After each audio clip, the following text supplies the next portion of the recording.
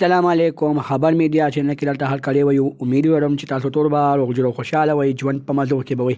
ډېر زیات ښه خبر په سوشل میډیا باندې رامخې ته شو چې یحیی ماشوم د کوینه صحیح سلامت تېره شپه راوباسلی شو او د هغه لاش ځمکې ته وسپارلی شو. د یحیی ماشوم باره کې پوره معلومات درکوم چې یحیی ماشوم څو ورځې بعد د کوینه راووتو او لاش یې څنګه خراب شوی او نو خراب شوی. پوره معلومات درکوم. زموږ د ویډیو خامخا وګورئ چې پوره معلوماتونه ځان خبر کړئ. دغه نور معلومات ویډیوګانو لپاره زموږ خبر میډیا چینل سبسکرایب کړئ. د نشان څخه مخه واخلئ. زموږ هر یوانې معلوماتي ویډیو تاسو ته په اسانۍ سره ملاویږي. ویډیو شروع کېدو نه مخکې زه اپریډیانو قوم ته اپریشیټ کوم. زه ورته سلام پیش کوم چې اپریډیانو قوم ځان وښودو. هغوی یو داسې نامشکله یو داسې امپاسیبل کار یې پاسیبل کو دوستانو چې 15 ګزه کوی کې یحیی ماشوم غورځېدلی و. هغه یحیی ماشوم د هغه کوی نه راوچت کو او ویې ښودله چې کله په پښتون قوم کې اتفاق پیدا شي، کله په یو قوم کې اتفاق پیدا شي، کله په یو قوم کې اتفاق پیدا شي، نو بیا هغه اتفاق په بې اتفاقۍ باندې نشي بدلېدی.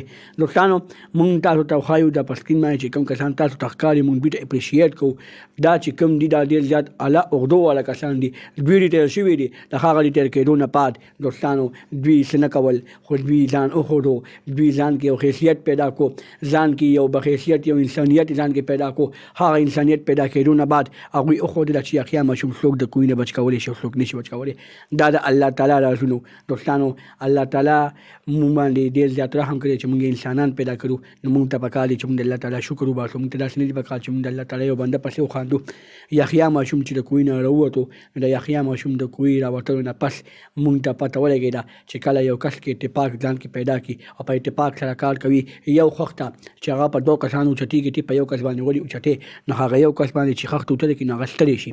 که په 2 کسانو اوچته شي نو هغه بیا دوی ډېر کار کولی شي. نو موږ ته پکار دی چې موږ په اتفاق سره زندګي تېروو. دغه نور معلوماتي ویډیوګانو لپاره زموږ خبر میډیا چینل سبسکرایب کړئ. انشاءالله خامخا وخت زموږ هر یوانې معلوماتي ویډیو تاسو ته په اسانۍ سره ملاویږي. والسلام.